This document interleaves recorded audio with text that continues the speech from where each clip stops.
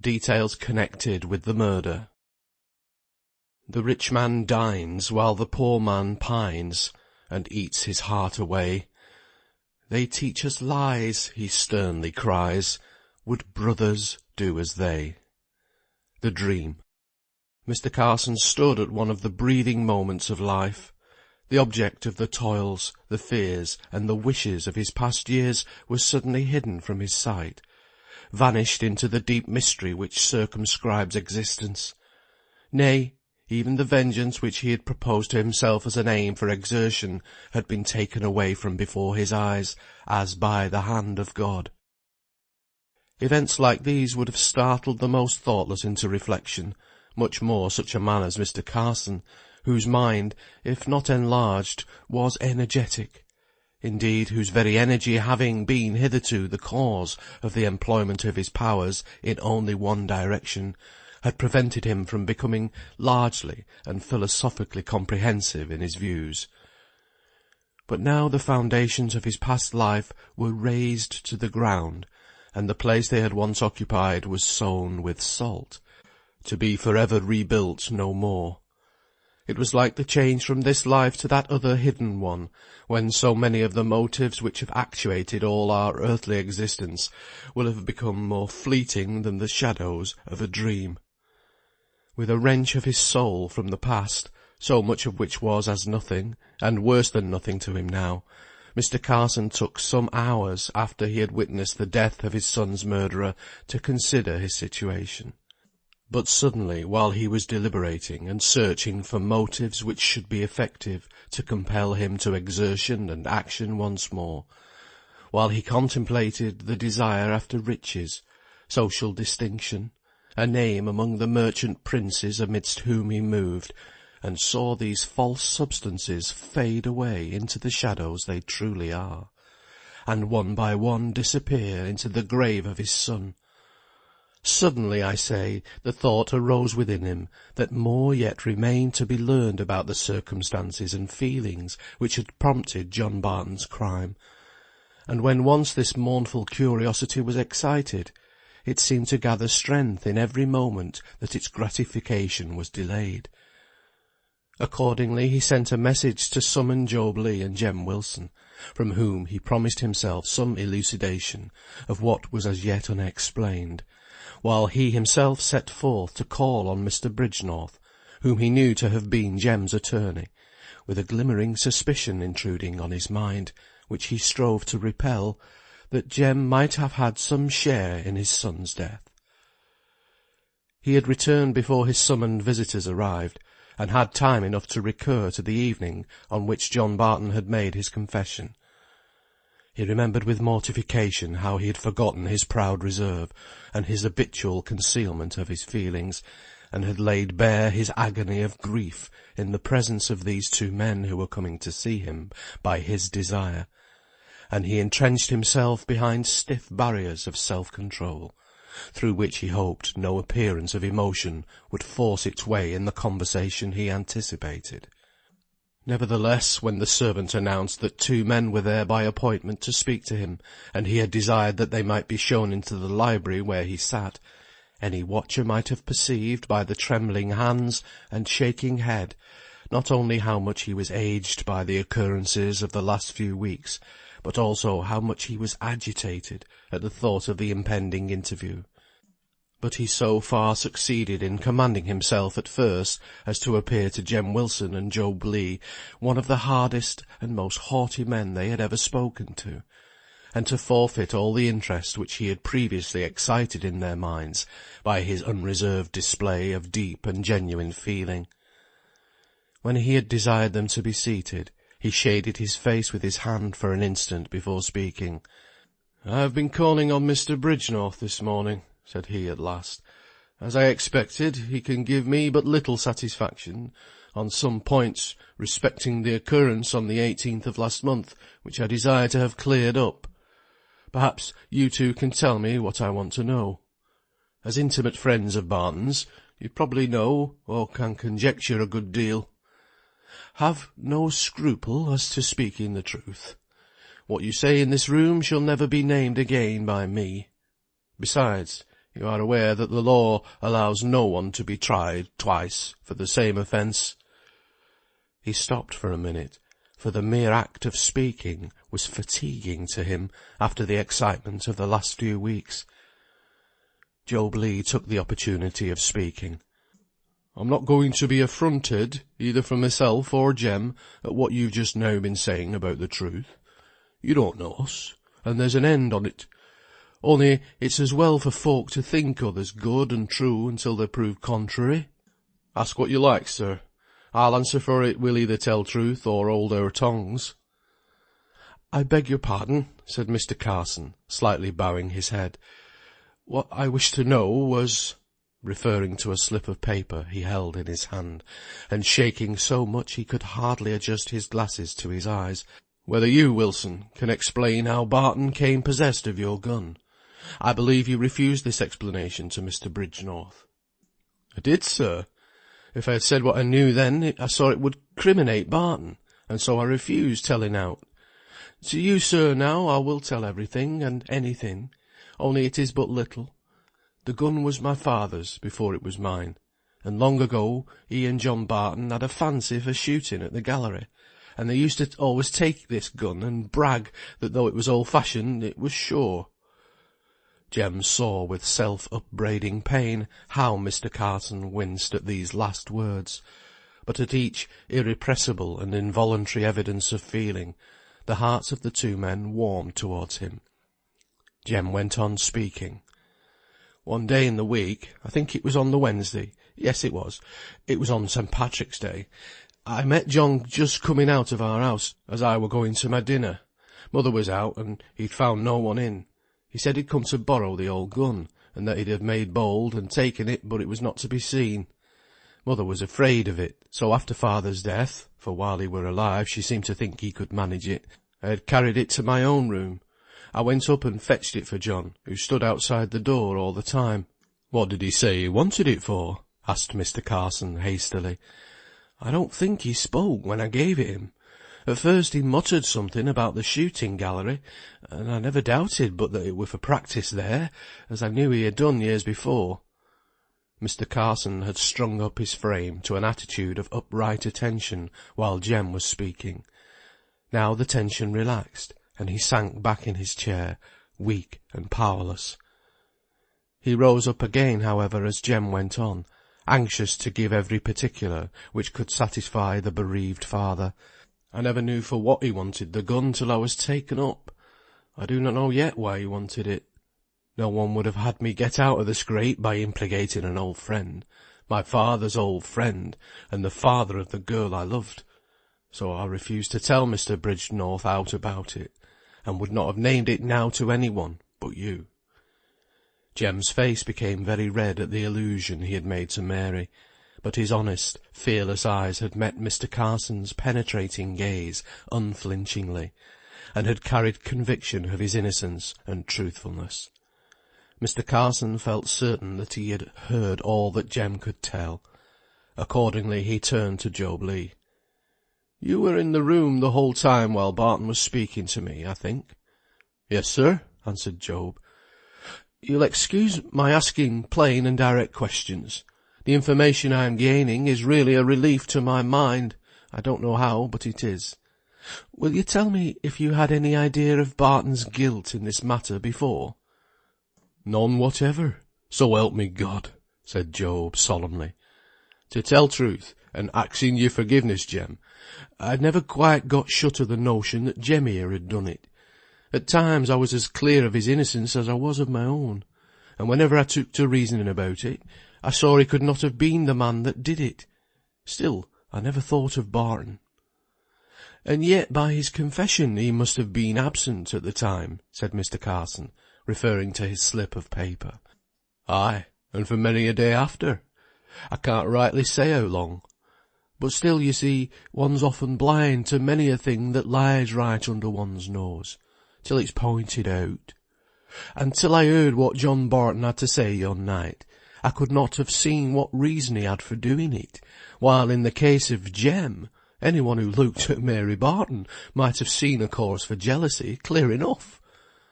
Then you believe that Barton had no knowledge of my son's unfortunate—" he looked at Jem, "of his attentions to Mary Barton.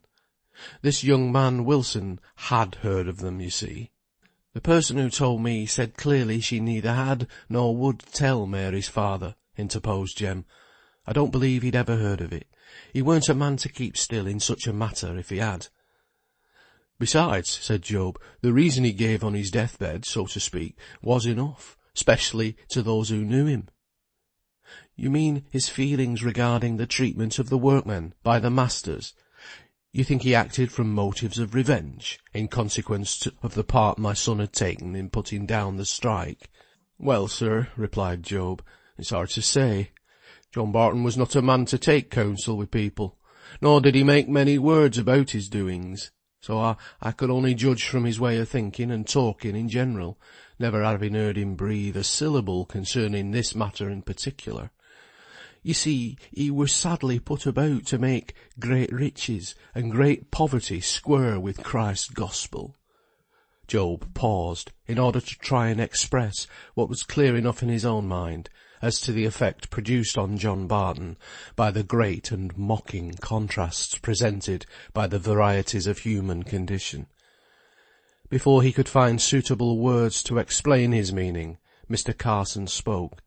"You mean he was an Owenite, all for equality and community of goods, and that kind of absurdity?" "No, no. John Barton was no fool. No need to tell him that we're all men equal tonight, some would get the start by rising an hour earlier tomorrow. Nor yet did he care for goods, nor wealth, no man less, so that he could get daily bread for him and his. But what hurt him sore, and rankled in him as long as I knew him, and, sir, it rankles in many a poor man's heart far more than the want of any creature comforts, and puts a sting into starvation itself, was that those who wore finer clothes and eat better food, and had more money in their pockets, kept him at arm's length, and cared not whether his heart was sorry or glad, whether he lived or died, whether he was bound for heaven or hell. It seemed hard to him that a heap of gold should part him and his brother so far asunder. For he was a loving man before he grew mad with seeing such as he was slighted, as if Christ himself had not been poor. At one time, I've heard him say, he felt kindly towards every man, rich or poor, because he thought that we're all men alike. But latterly he grew aggravated with the sorrows and suffering that he saw, and which he thought the masters might help if they would." "That's the notion you've all of you got," said Mr. Carson. "Now, how in the world can we help it? We cannot regulate the demand for labour. No man or set of men can do it. Depends on events which God alone can control. When there is no market for our goods, we suffer just as much as you can do." "Not as much, I'm sure, sir, though I'm not given to political economy, I know that much. I'm wanting in learning, I'm aware, but I can use my eyes. I never see the masters getting thin and haggard for want of food. I hardly ever see them making much change in their way of living, though I don't doubt that they've got to do it in bad times. But it's in things for show they cut short, while for such as me, it's in things for life we've to stint. For sure, sir, you'll own it's come to a hard pass when a man would give out in the world for work to keep his children from starving, and can't get a bit, if he's ever so willing to labour. I'm not up to talking as John Barton would have done, but that's clear to me at any rate. My good man, just listen to me. 2 men live in solitude. One produces loaves of bread, the other coats, or what you will. Now, would it not be hard if the bread producer were forced to give bread for the coats, whether he wanted them or not, in order to furnish employment to the other? That is the simple form of the case. You've only to multiply the numbers. There will come times of great changes in the occupation of thousands, when improvements in manufactures and machinery are made. It's all nonsense talking. It must be so." Job Legh pondered a few moments. "It's true it was a sore time for the handloom weavers when power looms came in. Them new-fangled things make a man's life like a lottery. And yet I'll never misdoubt that power looms and railways and all such like inventions are the gifts of God. I have lived long enough, too, to see that it is part of his plan to send suffering to bring out a higher good. But surely it's also part of his plan that as much of the burden of the suffering as can be should be lightened by those whom it is his pleasure to make happy and content in their own circumstances. Of course it would take a deal more thought and wisdom than me or any other man has to settle out of hand how this should be done. But I'm clear about this. When God gives a blessing to be enjoyed, he gives it with a duty to be done, and the duty of the happy is to help the suffering to bear their woe. Still, facts have proved, and are daily proving, how much better it is for every man to be independent of help, and self-reliant, said Mr. Carson, thoughtfully. You can never work facts as you would fixed quantities, and say, given 2 facts, and the product is so-and-so. God has given men feelings and passions which cannot be worked into the problem, because they are forever changing and uncertain. God has also made some weak, not in any one way, but in all. One is weak in body, another in mind, another in steadiness of purpose, a fourth can't tell right from wrong, and so on. Or if he can tell the right, he wants strength to hold by it. Now, to my thinking, them that is strong in any of God's gifts is meant to help the weak. Be hanged to the facts. I ask your pardon, sir. I can't rightly explain the meaning that is in me. I'm like a tap as won't run, but keeps letting it out drop by drop, so that you've no notion of the force of what's within. Job looked and felt very sorrowful at the want of power in his words, while the feeling within him was so strong and clear. What you say is very true, no doubt, replied Mr. Carson. But how would you bring it to bear upon the master's conduct? On my particular case, added he, gravely. I'm not learned enough to argue. Thoughts come into me head that I'm sure are as true as gospel, though maybe they don't follow each other like the QED of a proposition. The masters has it on their own conscience. You have it on yours, sir, to answer for to God whether you've done and are doing in all your power to lighten the evils that seem always to hang on the trades by which you make your fortunes. It's no business of mine, thank God. John Barton took the question in hand, and his answer to it was no. Then he grew bitter and angry and mad, and in his madness he did a great sin, and wrought a great woe, and repented him with tears as of blood, and will go through his penance humbly and meekly into the place, I'll be bound. I never seed such bitter repentance as his that last night. There was a silence of many minutes. Mr. Carson had covered his face, and seemed utterly forgetful of their presence, and yet they did not like to disturb him by rising to leave the room. At last he said, without meeting their sympathetic eyes, "Thank you both for coming, and for speaking candidly to me.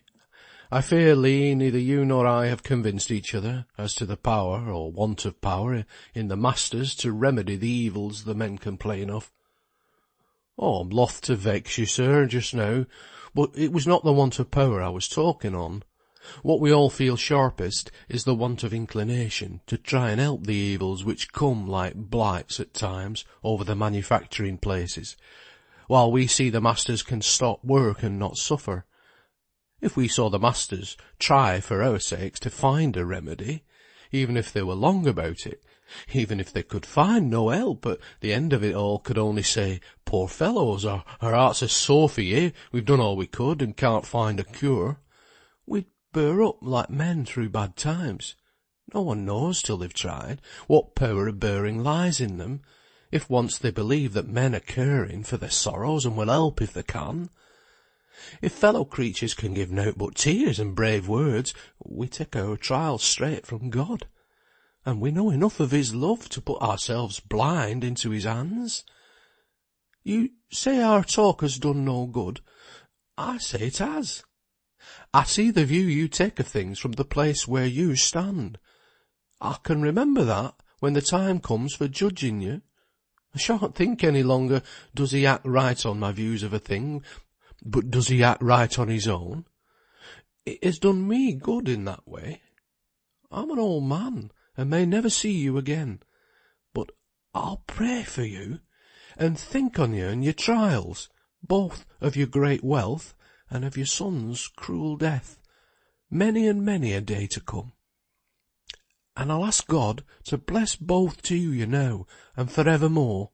Amen. Farewell.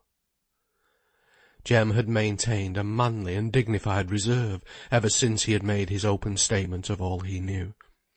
Now both the men rose and bowed low, looking at Mr. Carson with the deep human interest they could not fail to take in one who had endured and forgiven a deep injury, and who struggled hard, as it was evident he did, to bear up like a man under his affliction.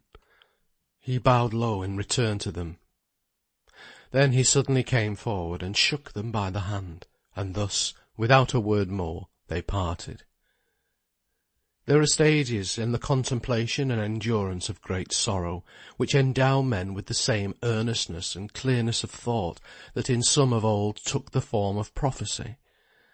To those who have large capability of loving and suffering, united with great power of firm endurance, there comes a time in their woe, when they are lifted out of the contemplation of their individual case into a searching inquiry into the nature of their calamity, and the remedy, if remedy there be, which may prevent its recurrence to others as well as to themselves.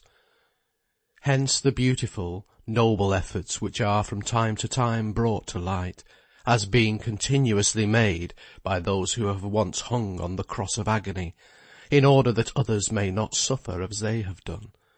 One of the grandest ends which sorrow can accomplish, the sufferer wrestling with God's messenger, until a blessing is left behind, not for one alone, but for generations. It took time before the stern nature of Mr. Carson was compelled to the recognition of this secret of comfort, and that same sternness prevented his reaping any benefit in public estimation from the actions he performed. For the character is more easily changed than the habits and manners originally formed by that character, and to his dying day Mr. Carson was considered hard and cold by those who only casually saw him, or superficially knew him.